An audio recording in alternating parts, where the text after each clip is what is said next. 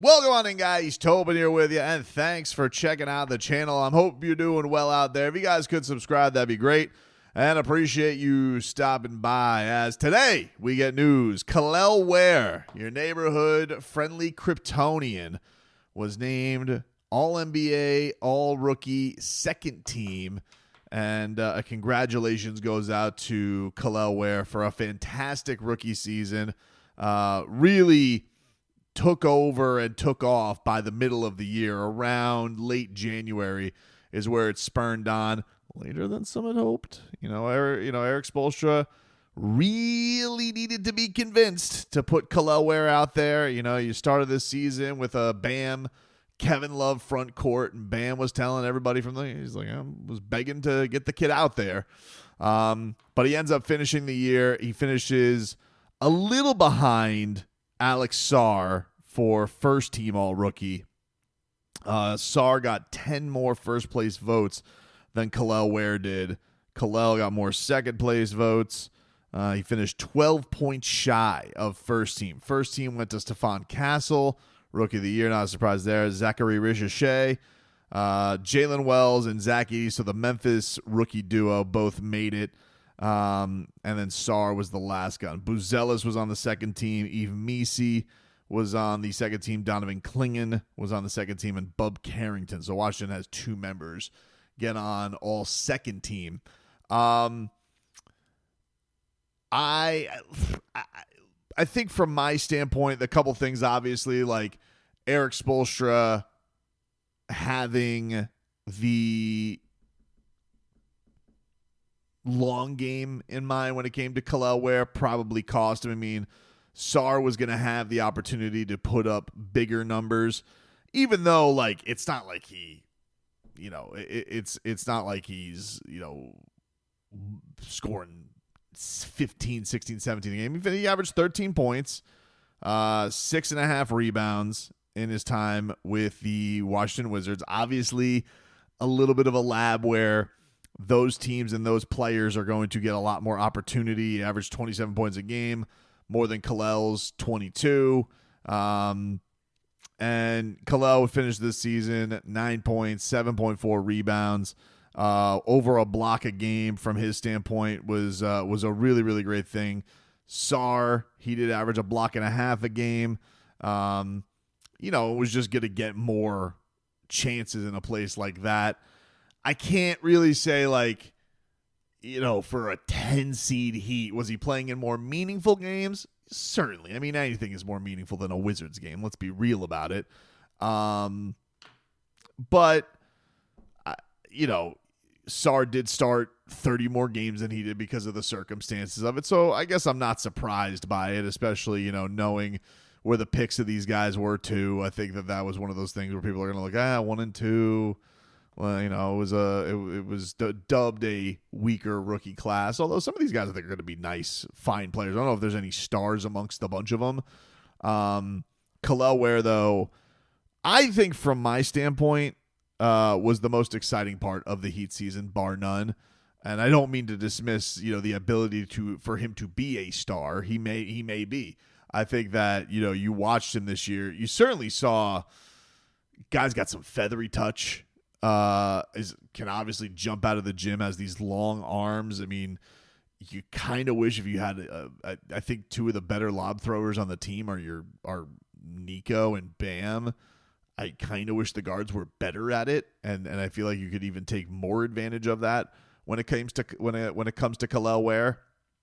And then for the Memphis guys, Memphis was just a better team.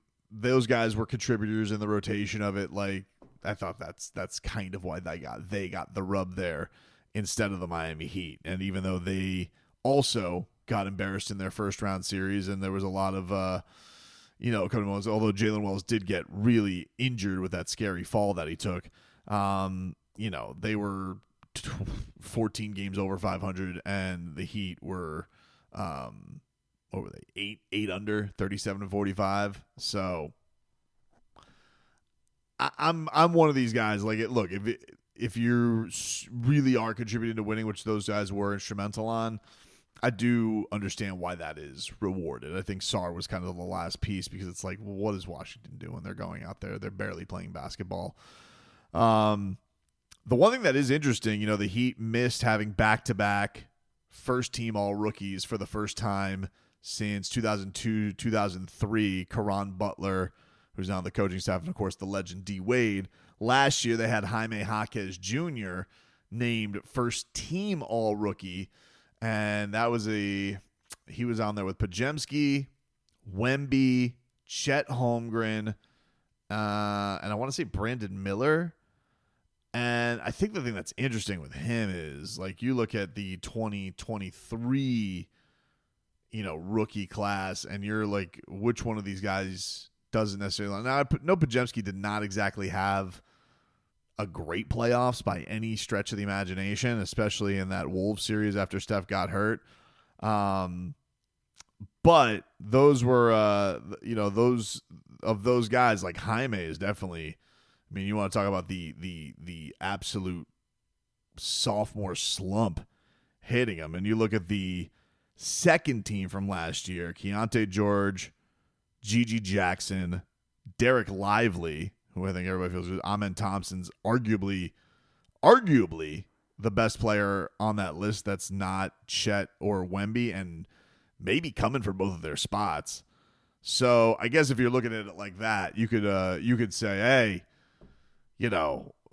it's not always a demeanor of like who's going to necessarily be the best rookie. But for example, Tyler Hero was second team his rookie year. Kendrick Nunn, I believe, was first team that year. So the Heat had two guys that year. Kendrick Nunn had, no shot because that was like the John Moran show and with a little side of Zion Williamson. So like he would always win Eastern Conference Rookie of the Month, but nobody ever considered that he was going to be the Rookie of the Year. But still a pretty good feat for a guy like an undrafted guard out of nowhere. Really, really impressive stuff from him. And I think, for Kel'el's standpoint, he said going into the season, into the offseason, he didn't really care about all rookie or any of those nominees. He had a sprint there for a second. He had about a 2-week run where he was the betting favorite for Rookie of the Year. Leroy and I got out of it. It was right. I remember this distinctly. I was in Winter Haven at Legoland for my son's birthday. My son was turning 9, and he had the game against Wembanyama. Killed him. All right, killed strong, but he had an amazing game. He was absolutely incredible in that game. And what were his final numbers? Let's take a little looky-loo. The Wembanyama game, 25 points, 8 rebounds, 2 assists, 2 blocks for Kel'el Ware, and got the better of Wembanyama in that game. And then from there, he was basically starting for the Miami Heat. Outscored Wembanyama in that game. He did kick Wembanyama's ass. What am I even doing? He kicked Wembanyama's ass. And Leroy and I, we go in the next day, and he goes, you're crazy to bet this guy. And his odds were fat. They were like, I don't forget what we got him at. We got him at it was either plus 5,000 or plus 10,000. It was something ridiculous. And he then went on a streak where he was like, the next 3 games, he had like 20-point games every single one of them. And we're like, oh, and we should have cashed out. We should have cashed out because they were offering, I think we would have won for the bet. Yeah, we would have won something like $1,500. But they offered us a cash out of like $350 after like 3 good Kel'el Ware games. Should have taken it. But I no regrets. The fact that we had fun gambling on it for a little bit was tremendous. And Kel'el was really good. He was really, really good. And I think from my standpoint, was probably the story of the season as far as like positivity. There wasn't a whole lot to glam onto, but thinking that you have the starting big who can work next to Bam Adebayo, I know he had a bad playoffs. He got that work put on him by Jared Allen, and I know he doesn't quite see it like that. I think he probably feels like he got the quick hook got a lot of the ire from Eric Spoelstra, where other veterans wouldn't. And I get that. it was a learning experience, and I think it's good for him. I think that if you're going to look at any benefit of it from the playoff games, was looking like that against those players. Was that worth it for Kel'el? And I think it was, because now you know what the standard is. And you look at a guy like Jared Allen who's had his own playoff struggles. And by the way, the Cavs were not good the next round anyway. Now he knows what he has to get to. And I think the other thing that's interesting about it is everybody came into this and they looked at him, and there were a lot of questions about his motor, and there were a lot of questions about, can he have the drive? And I think, we saw some of that as far as being on top of the rebounding and bringing that type of energy and effort. I do think that 7-footers can get a little bit of a label sometimes, the way you watch them, that they don't care or don't have that motor. But he does have to kick that into gear because he is bigger than everybody. The 3-point shot showed flashes, but then it flatlined. There was a point, I think, where they didn't even really practice it pregame. They were so focused on offensive rebounds and putbacks and things like that. Maybe that was just, some games that they were doing that. But all in all, athletic specimen, can block the holy hell out of the ball. Bam poured the praise on him, saying that he thinks he can be, a defensive player of the year candidate one day, which is a big thing for him to say because you know how much he cares about that award. I think he showed athleticism. I think he showed a lot of talent. The knowing everywhere where to be, where to help, the speed of the game, the muscling, the strength of the game. Look, I don't want the guy coming here looking like Ben Wallace. Like, he is a tall, lanky individual. So there's going to be some of just keeping your natural body. I think that he's shown an intensity that he can have with blocking the basketball. He just needs to, keep, I think, put on a little bit of muscle and just kind of crank up the ferocity a little bit. But, mind you, the guy is very, very young, very, very young. And so the Heat have time. Should he be on the team next year? I was on today with, I was on sports radio 98.7 in Arizona, and we were talking about the Kevin Durant trade and if the Heat would be interested. And I said, yeah, absolutely, they're interested. Like, there's no, but, and I would say that if you were to rank right now for the Heat, the guys they least want to trade, I'd say for a Kevin Durant trade, what I told him was Bam Tyler, likely untouchable in a Kevin Durant trade. And I said Kel'el Ware's probably right there. And though I know the Suns would probably love somebody like Kel'el because of their need for a big man, I feel like the only way that he'd do it is like, hey, there's no draft picks then. Like, that's it. It's Kevin Durant for Kel'el, and that's what we're going on to. And I don't even know that gets it done, for that standpoint. And obviously they got to find out, if Kevin Durant even wants to come here, if he's interested in that, where this new GM is at, where that owner's at. But we were just kind of spitballing, like, hey, what do you think the trade would look like? And I'm like, those are the top two dogs. I don't think they would trade for Kevin Durant. I doubt they want to trade Kel'el. Everybody else, I think they're pretty much open to, and that includes Jovic, just because he's at an extension point. I think they know they probably he's the best young guy they could probably give up other than Pella. That they want to. I think they really don't want to give up Kel'el because I think they know, this guy is a specimen. He can be something. There's work that still needs to be done, but he can be something.